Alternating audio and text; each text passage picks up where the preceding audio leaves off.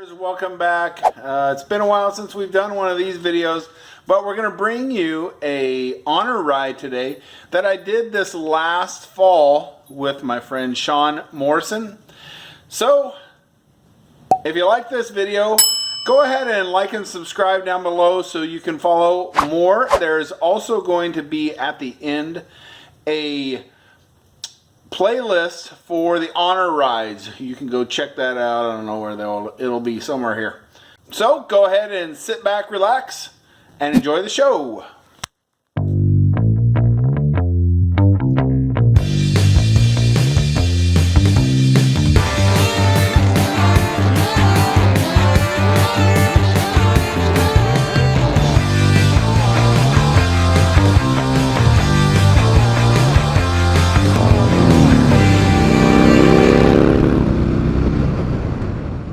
Welcome back, everyone. Good life riders and those who are just checking this out. We are here today and we're going to do a little ride, and Shawn's going to tell us a little bit about how he got into riding and how he ended up with this beautiful 2019 Road Glide CBO.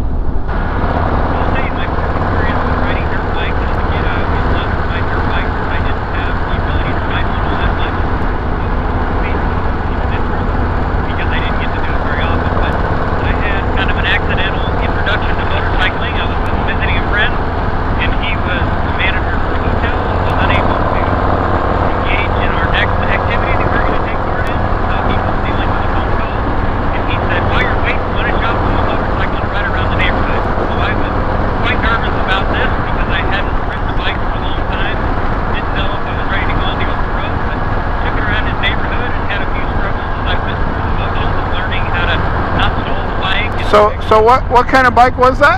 It was a Kawasaki Vulcan. It was a 700. Ah. If I remember right, it was around in 1986. So it was a little bit of an older bike. It didn't have a lot of miles on it. It had been ridden a little bit, but not a whole lot. So I rode this bike around and really enjoyed riding it around his neighborhood, and I was actually hoping that his trouble lasted a little bit longer, so I could continue to ride his bike a little bit longer. And I went down to visit him again and decided I'd ride it again, and so I told him next time you come visit me in Kansas, which is where I lived at the time, why don't you bring that bike with you and bring the title?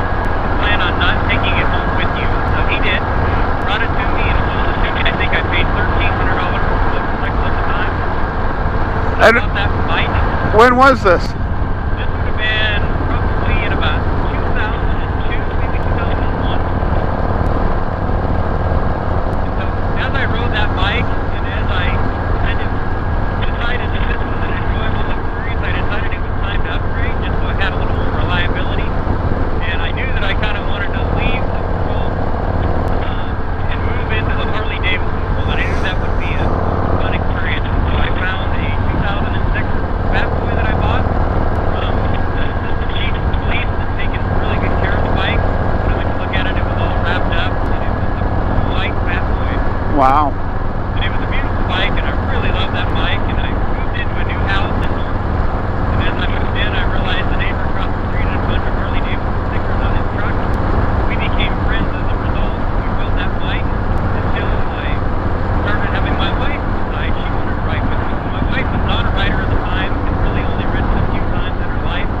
And as I started riding, and she decided the only way she was going to hang out with her husband was to go with him. She decided that she would hop on the back, and we rode to Minden, Nebraska. On a Fat Boy. On a Fat Boy, together. And there was somebody sitting in the parking lot, and you know how motorcycle people are. They're all very friendly and willing to share all their experiences. We parked next to them, and they were on an Ultra, just like I'm riding right now. And my wife hopped on the back of that bike, and she said, if you got one of these, we can go anywhere together. And that was all she wrote. Next time we went to a dealership, I left with the new Ultra Classic. Was that your 2011? That was a 2009. So when I went from, that was a beautiful bird. Yeah. I went from the 2006 to the 2009, and then the rest has been, you know, just an addiction. So I drive an old beat-up truck, you know, nothing real fancy, but gets me from point A to point B, but I have a really nice motorcycle. So you can see where my priorities are. It's not in the truck. It's where all the priorities it should be. Yeah, that's right. So I really enjoy my motorcycle riding experience. It's something that I use as a big stress relief in my life. It's a chance for me just to have a little time with me and God. And that's worth a lot for me, is just to have that downtime and to be able to enjoy nature and what God provides for us. So, how many bikes have you had since that? That's a good question. I don't know. I can tell you it's probably between 12 and 15. I'm betting it's closer to 15. I trade bikes like I do underwear. And I get bored of something and I try something new. And you know, that's really my hobby. Some people decide to have kids, be parents, and I chose to be a motorcycle rider.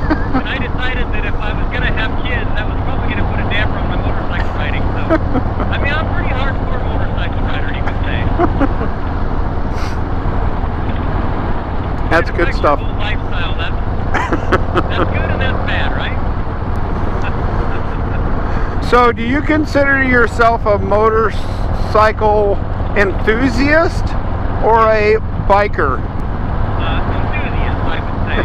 You know, I'm not married to any one brand, and I like everything that all the brands doing, and I think that each one has its pluses and its minuses. You know, you and I have talked about my thought of going Goldwing, my thought of going BMW. You know, I'm not very partial to any one particular bike. I will tell you, I have one tattoo, and it's the Harley Davidson Shield. So, you know, it would feel a little odd hopping on a Goldwing. But at the end of the day, it's all about the ride. It is. It doesn't really matter what bike, but it's nice to have a Harley. There's something about that rumble. There is. Well, and I'll tell you, you know, we were talking earlier about the swap between the Batwing and the Road Glide. And, you know, honestly, I like them both. And so that's one of my problems is I like it all. There's really nothing that I don't like. I'm surprised that you don't have more than one bike. I have had more than one bike. At one point I had way too many bikes. I won't tell you all of them why I had them all, but I did have too many. And I will tell you also, we talked about my wife's riding experience. So she was a passenger, and I had a Can-Am Spider that I was riding with the two of us. We had a trailer that we were pulling. And my wife finally one day decided that she didn't need to be on the back of my bike. She could ride that bike. So my wife, with very little riding experience, hopped on that Can-Am Spider, pulled the trailer, and went with me to Oklahoma, pulling a trailer on a motorcycle for her first big ride. And she did absolutely wonderful. As a result, she has a Can-Am Spider today that she rides. And we hope to bring you a video soon of me trying out a Spider for the first time. Oh yeah, you're going to love it. I'm telling you, it is the best experience if you're uncomfortable with the whole two-wheel stance. The whole leaning thing. Now, I like to lean, and I like the power, and obviously you like the power, as I've seen today, which is great. We all like power. And that's partly another thing that we like about riding motorcycles. But yeah, the Can-Am will be a... so you have done a rode in a Can-Am, and you've also had a Slingshot. Yes, Polaris Slingshot, that's correct. Another very fun vehicle. Yeah, and I got to ride one with Asha. My daughter actually got to drive one when we went to Daytona. Oh, that's awesome. Did she enjoy it? She did. You can check out that video wherever it is if you haven't seen it. I'll have to check that out. I don't know that I've seen that one. I've tried to watch all of them. That was the one when we rode the Indian Challenger and then also rode the Slingshot. Oh, okay. Yeah, so the Slingshot that I owned was the very first year that they made the Slingshot. I basically had a wild hair that I wanted to have a Slingshot, and so we stopped and looked at one at a dealership, and I didn't know if that was the best choice, and so as we were riding home from that dealership looking at the brand new one, I saw a used one that basically had all the options and features that I wanted that was a little less money, and I stopped and bought it, and the guy that I was riding with, his wife rode it home. It was that impulsive. There was not a lot of thought that went into it. I have noticed that You are a little impulsive. So there's a good chance that by the time you watch this video, the road glide may not exist anymore. That's very well possible. It seems that I'm changing houses as fast as I'm changing motorcycles. Here anymore. Here recently, huh? This has got to stop. Yeah, after you might be able to see the road glide by now because he's in the middle of moving to a different house. And when did you move into the house that you're in now? November of last year. Okay, so yeah, but that is our middle name. That's the fun of Shawn. You know, some people don't like change, and some people like it too much. I'll let you decide.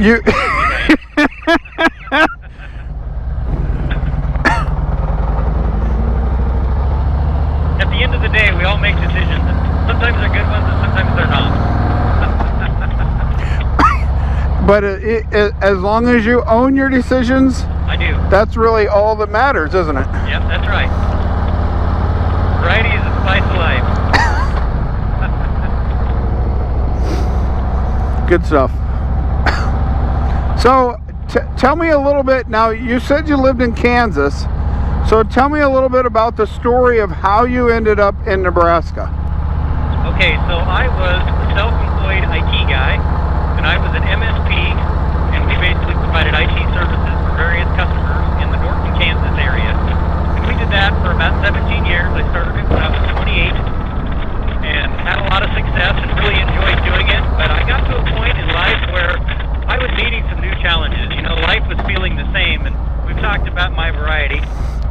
I was past the variety phase where I was getting the variety that I was looking for, and so I knew something needed to change, but I didn't know what and when. And I told my wife that I would entertain moving to another city and even another state and give her a chance to live in a different state, because she's lived in North her whole life. So as a result, we decided that it was best to find something that was going to work for both of us and that wasn't going to be too far away from our family and give us the ability to share some new experiences together.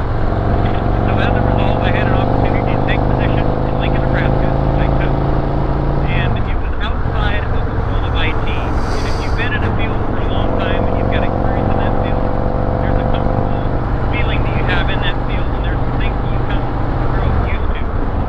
And as I transitioned positions and went into the passion of motorcycle riding and went to a dealership from a computer background, it was quite a different world. And honestly, you need the experience in those fields to be real successful. And since I didn't have that experience and they needed somebody with even more experience, it probably wasn't a good fit for both of us. But I did enjoy, you know, basically about 1 year stint in the motorcycle world and got a lot of great experience through that, but just decided that IT was really my home.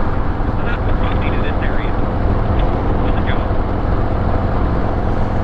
So then you went to work for another IT company for a little bit. That's correct. Went to work for another MSP that was a bigger version of what I used to be before. If you've ever been the boss and then you find out that you're not the boss, it's kind of an odd transition. So I decided that that probably wasn't going to be the best fit for me because I was used to making decisions and just doing things on a smaller scale. So as a result, I had an opportunity to take a position in a town in the area that we live. It was a small town, and it was back in the field of agriculture. And I've done a lot of IT work in the field of agriculture, and it's an industry that I really enjoy. I enjoy everything involved with it. So very blessed to have that opportunity and very glad to be where I'm at today. So that's what has brought about the change of going from where he's living now to moving again. That is correct. My wife has also taken a job in the town as well, and it's only 30 miles away from where we live now, but as she's involved with... I lost you. You're gone.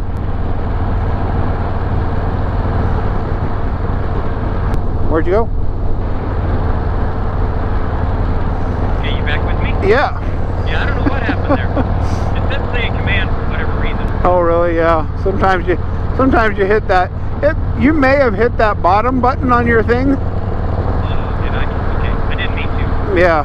If you sometimes you bump it with your shoulder, Oh, that could be. and it'll do that. That very well could be. The fun of the 30. Yeah. Okay, so you were talking about your wife. Yes. So it just made sense for us to live in the town that we're going to be working in. So this moving is not because we like to move. We like to pack and unpack. It is just a result of occupation. So you said you were a volunteer fire in the volunteer fire department for 17 years. That was in Norton? Yes, that was in Norton. So the department that I was part of, there was a city department and there was a school department. I was part of the city department, which also was involved in jobs. And so as a result of that experience, I gained some very valuable experiences and saw some things that, you know, you don't always want to see. But it was a very good opportunity to provide service to the community. And I have a lot of very close friends that I still connect with. Part of that volunteer fire department. It's an experience that definitely helps you understand brotherhood. Yeah, the you know, the small town fire departments are, you know, that's a extremely valuable service that people volunteer and give up that time for the safety and the well-being of small communities like the one that I live in. So I think we can take this opportunity to thank all the volunteer firemen, all the volunteers that, you know, are part of EMS communities. That's another real thankless job sometimes. You know, you can put in a lot of hours yep. and a lot of effort, and there's a lot of stress and there's a lot of mental anguish that comes with those positions. But you know, at the end of the day, somebody's going to have to do that. And if you're in an accident and you're hurt and you need help, you know, it's sure wonderful to have those people by your side and have them willing to take risks. Because as you go on those calls, you take risks. When you ride in the back of a rescue unit and there's no windows and doors in that rescue unit, you have no clue what's going on, and it's a sheet of ice out there. You know, you're really trusting the guy that's driving that vehicle because your life is in his hands. Yep, and they, you know, being in a rural farming state, volunteer firemen are what we have. There are very few places where there are paid firemen. So thank you very much to those who do that. And if you are watching this and you are a part of a rural fire department, please let us know, man. We appreciate what you do. Thank you for your service. Much respect. And thank you so much, Shawn, for letting me ride this beautiful bike of yours and for taking a little bit of time to tell us a little bit about yourself. I appreciate you listening. And you guys can watch future videos because Shawn's going to be in quite a few of them because we got all kinds of things planned coming up. Looking forward to it. So, till next time, keep the sunny side up, keep the rubber side down, and have an utterly awesome day.